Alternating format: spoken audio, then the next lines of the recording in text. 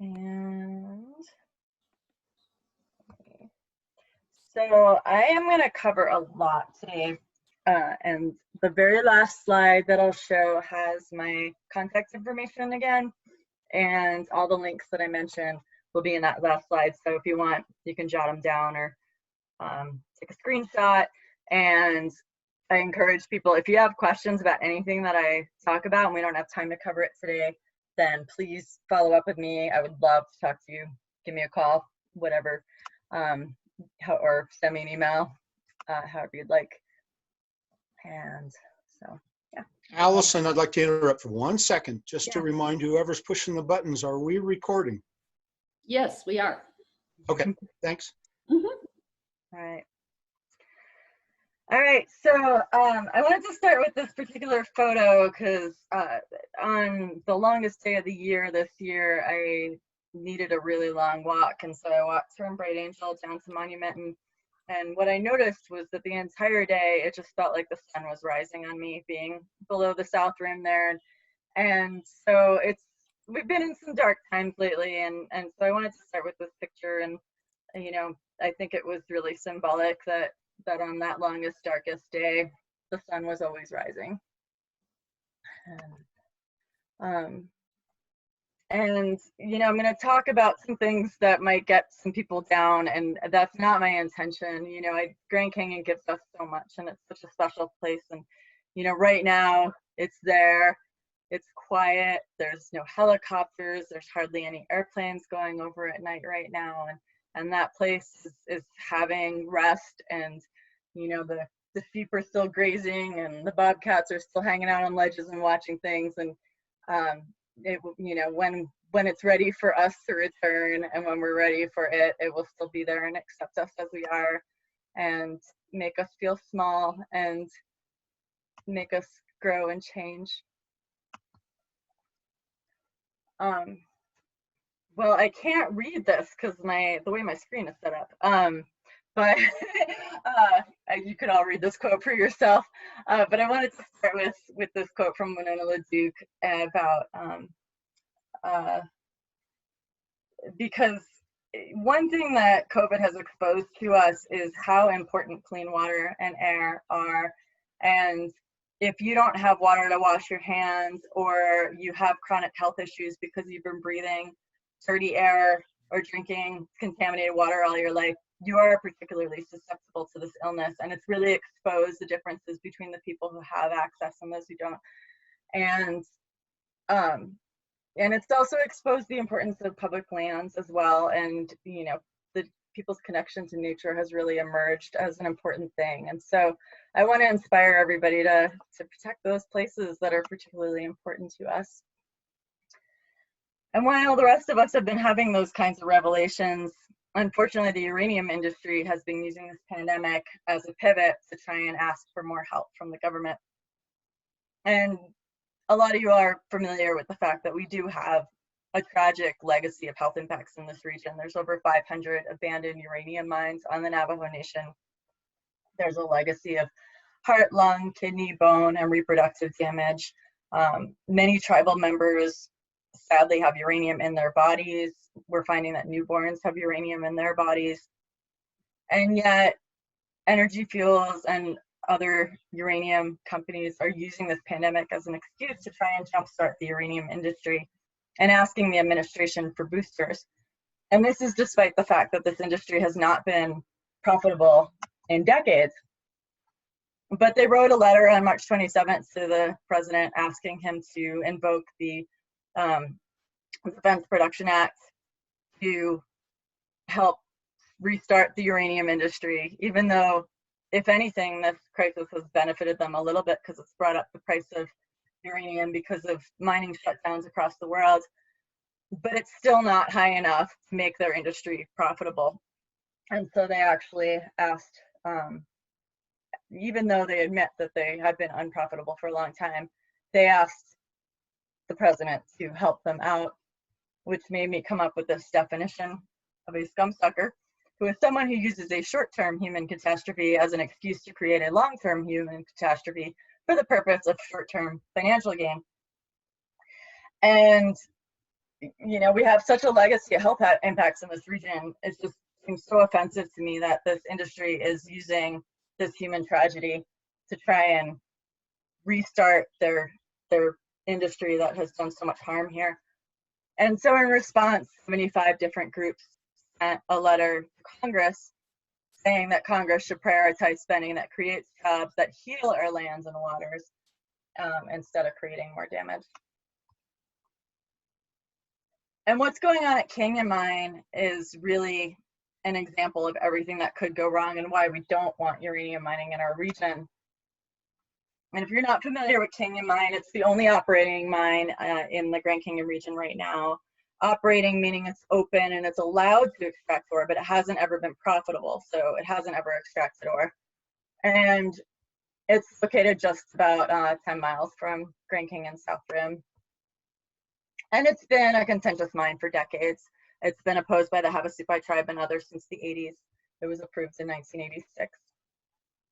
And in the last few years, as it started to resume drilling at shaft, it has taken on a lot of water. And so what you're looking at here is a pond where the water is pooled, as well as these are, they're called land sharks. They're like water sprayers that evaporate the water, try and get rid of it, and then just goes somewhere.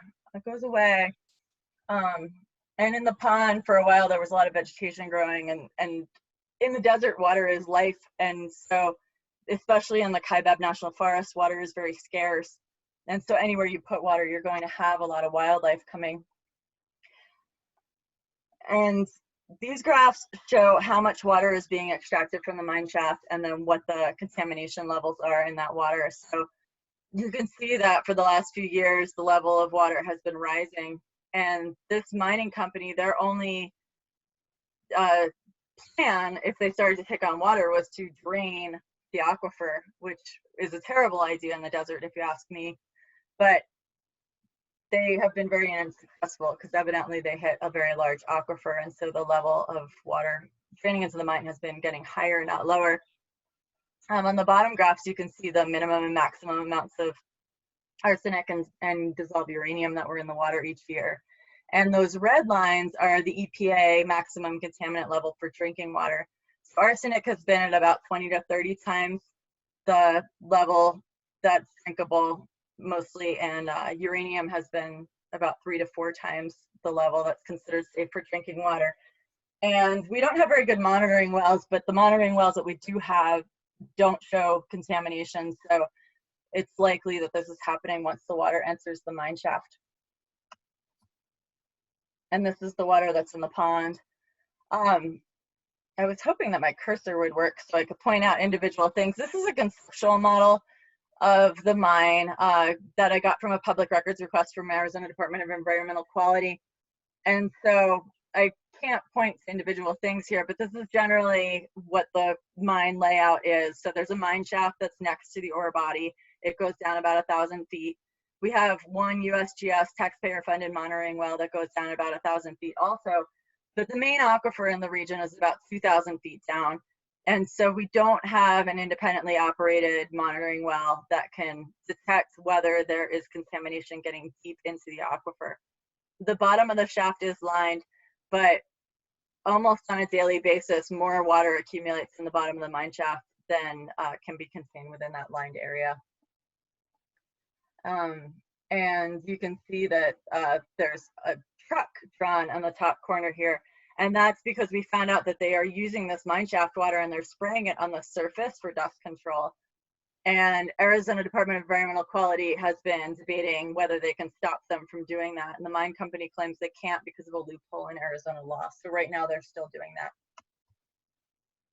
This looks like someone's child's homeschooling project during COVID, but it's not. It was actually another document that I got from ADQ. And it's just this really bizarre thing, but it shows everything that can go wrong with Canyon Mine. So it demonstrates that ADQ is aware that there are a lot of things that could go wrong there. So it's kind of funny, but really sad. I'm gonna click through the animations and you can see that there's water coming out of the mine shaft, going to the pond. There's vegetation growing in the pond that's attracting wildlife. And they're afraid that the vegetation can rip through the bottom of the liner and allow water to seep through the pond liner. They took that out.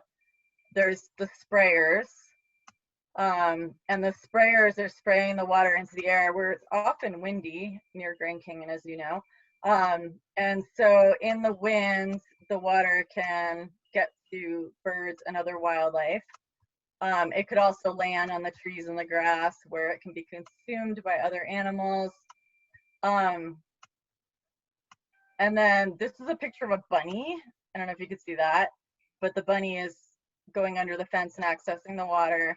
And then it concludes with this fork and knife, which all I could think is that they're saying that this could potentially be consumed by humans down the line. It's just it's a really weird thing, but I had to share it because it was just that weird. So what's at risk? Well, what's at risk are these most important refugia in Grand Canyon, the seeps and springs, where there's really small flows of water that are vital to life, you know, of plants, wildlife, people, fungi, you know, and hundreds of times the species that are in the surrounding landscape are often found around these springs and seeps. And obviously they're so vital to us as well. And if we detect uranium or other contaminants coming out in these places, once we detect them, it's too late. And we have never successfully cleaned up uranium from groundwater. So we really want to stop this problem before it gets there. And what can we do? Well, right now there is a bill in Congress called the Grand Canyon Centennial Protection Act. This bill was actually introduced every year since about 2009. And so it's really exciting. We watched it get out of the House this year, and it got introduced in the Senate in December. And unfortunately, because of everything that's happened since then, we don't expect it to go anywhere right now. But I think it's really important, especially in light of the uranium industry doing what it's doing and trying to get government bailouts, that we ask our senators to co-sponsor the Grand Canyon Centennial Protection Act. And so if you go to that link, bit.ly/permanent protection, you can send a letter directly to your senator, or actually that will go to Martha McSally to ask her to co-sponsor it, because Kirsten Sinema had introduced it.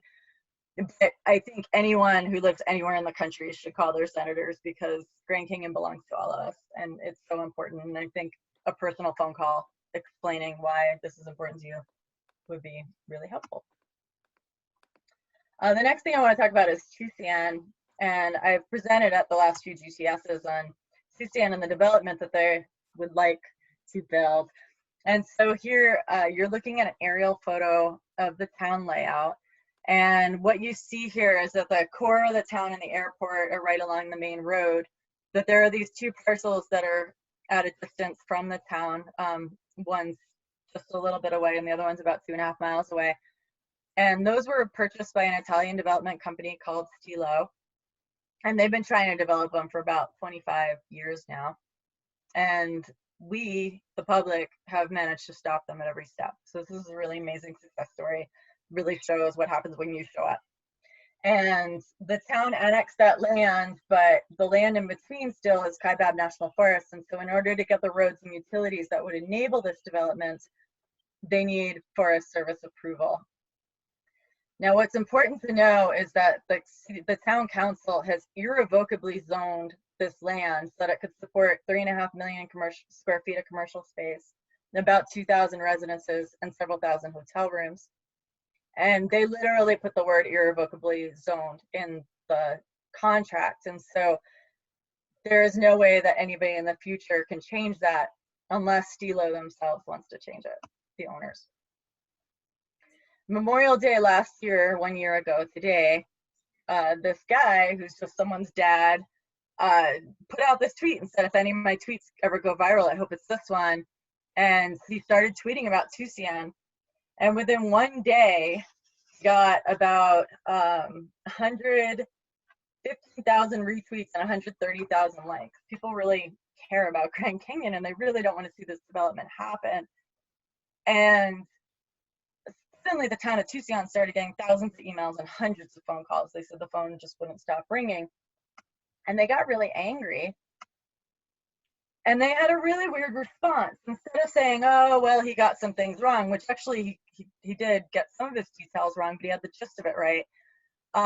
They said, no, this isn't happening. There is no development proposal. Go away. This guy's a liar. It's not happening. The town manager went on television and said this isn't happening. It's all a lie. They sent everybody an email who had contacting them saying this news is 3 years old. There's no development plan. And they started saying that there's a bunch of robots doing this and that this is all bot fed, which was really bizarre. And so I got involved to try and defend this poor guy because he needed someone who could help him with some facts. And so I've never been in a Twitter war before, but it was really kind of fun to, get in a Twitter war with all these high-paid PR people, and I am not a high-paid PR person. So it was pretty funny, and I really enjoyed it. So we started getting all this information out. And one of the things that we wanted to really get out was the video that I've shown in the last couple of guide training seminars. I've shown clips of it. And I really encourage, if you haven't seen this video, the New Times, Phoenix New Times, to post it. And you can Google, TCN video New Times, and you'll find it. And it's really fascinating and terrible and entertaining all at the same time. But you'll see exactly what's proposed, so and we have audio of the town, town officials on tape talking about this video, so we know it's legit. We know that it shows what they want to do, and it was really interesting because as we were posting it, they were pulling it down from various places. They pulled it from their PR firm site. They pulled it from YouTube. They pulled it from another YouTube channel. They pulled it from their own website. And it was like we kept finding it in new places, and they kept pulling it. And so finally, the New Times did post their own version of it, at which time they claimed that it was old and that I was lying, that this video didn't really represent anything. And they said that it was several years old. And so I screenshotted and sent to the reporter the screenshot showing that they had 2015 visitor data, which means that the video was made after 2016. And so she got really mad. And so she said that this was long, jaw-dropping, and absolutely worth watching, which I agree it is. I really think people should check it out. That's an actual screenshot from the video of this guy standing in front of a burning $100 bill. So the development plans are real, because after claiming that they were not real for years, they submitted a new proposal on January 23rd of this year. It's largely unchanged from the last proposal, but it does make some claims that are really questionable. It says that there's going to be no use of groundwater for commercial development, and that's not really true. The ban is on the use from an arbitrary area, and I'll show that map in a moment.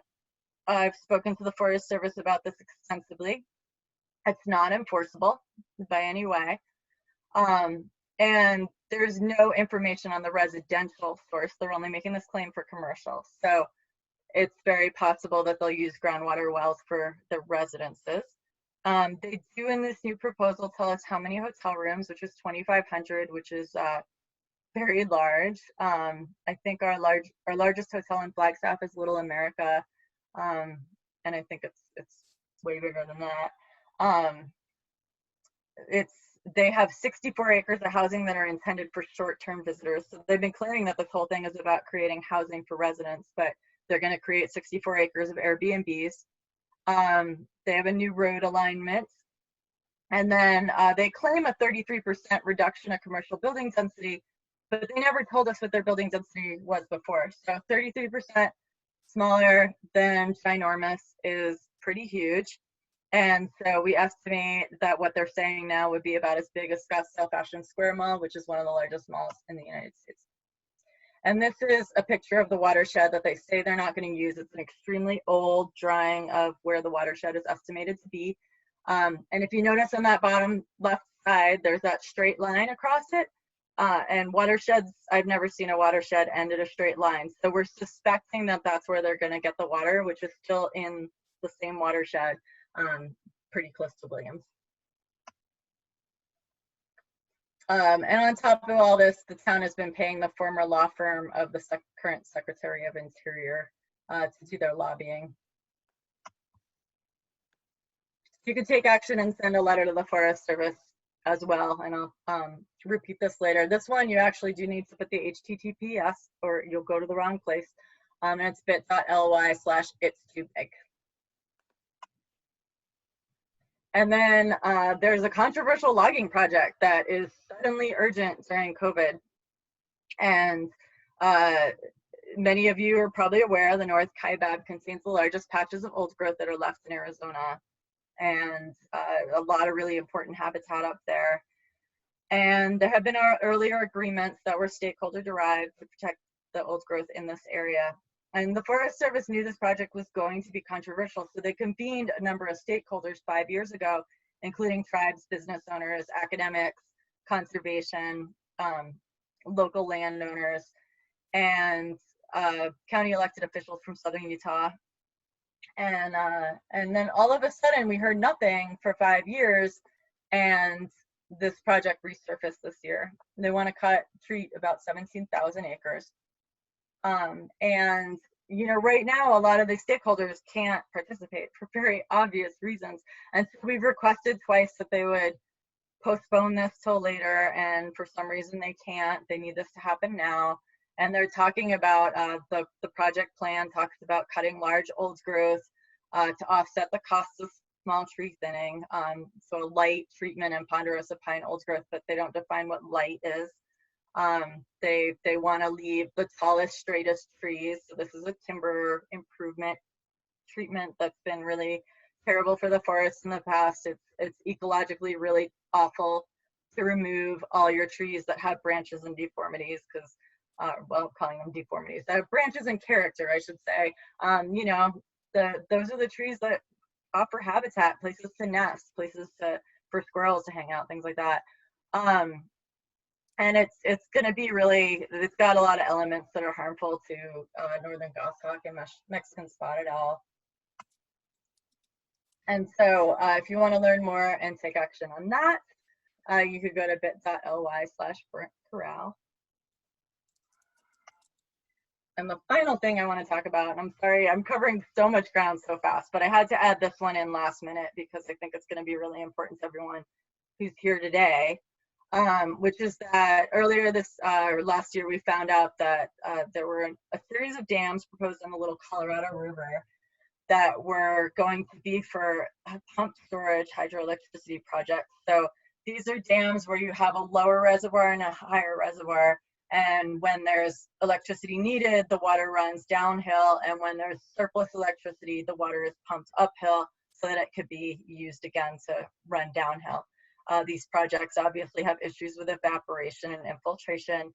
So they're very water intensive, as well as all of the problems that come with dams, you know, the loss of habitat under the reservoir, and then the change of hydrologic conditions, as Ted discussed, that are below the dams. And we had really hoped that these would just be rejected because the Department of Interior opposed them, tribes opposed them, conservation groups opposed them, and many, many citizens opposed them. And they are, I mean, they're going to decimate the humpback chub. That's the most important population of humpback chub in the entire basin. And they're just also going to decimate very, very important cultural sites.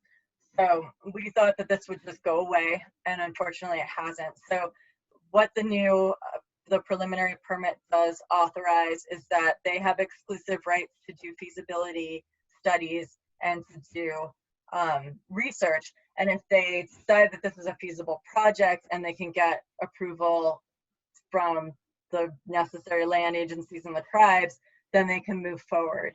But it doesn't enable them to actually, you know, move any ground or even to be on site. So we'll see what happens with this. I'm hoping that they just walk away, because I'm hoping by now they've figured out this is a terrible and ridiculous project.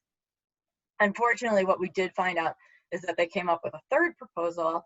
So there's now a big canyon proposal that would create a groundwater fed reservoir in Big Canyon by pumping directly from the groundwater that feeds Blue Springs, or sorry, that feeds, yeah, Big Springs. I'm getting confused in my head. I'm sorry. I just found out about all this yesterday. So they would fill up Big Canyon and have the two reservoirs in Big Canyon and above Big Canyon. So I know that that area is also very cherished. So it doesn't fix any of the ecological issues either. So I'm hoping this all just disappears. And I don't have an action for you to take on this right now, but I would say just watch it closely and pay attention, because I'm sure that there will be some action to take soon. So to bring it back, you know, this place that gives us so much, you know, while we're having our downtime and away from it, I do hope that people are paying attention, because there is a lot of efficiency moving forward by people who have different interests than us and would like to see financial gain out of this place in a way that harms it. And it's up to us to make sure that this place that is nearly perfect right now, that it stays that way. And we have, you know, for years, we have fought so much and we have been so successful in keeping this place safe. And so I hope that we can all continue to do that again.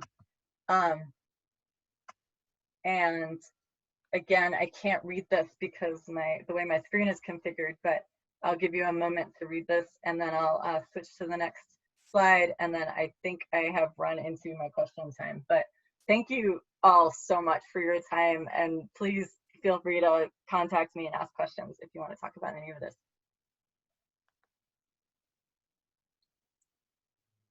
Thank you, Alicyn. You're welcome. And there, if you want to screenshot that or write anything down, we can make all these links available to you somehow, I'm sure. Well, this will be posted, right? So Yeah. okay. And that the old growth project, the comments on that are due Tuesday. So if you want to send that letter in, you need to do it by Tuesday. Thank you. Thank you. That was awesome. You want to? Lots happening. Yeah, I'm going to pause I'm going to stop the recording right now, and then we'll all go back to our gallery view and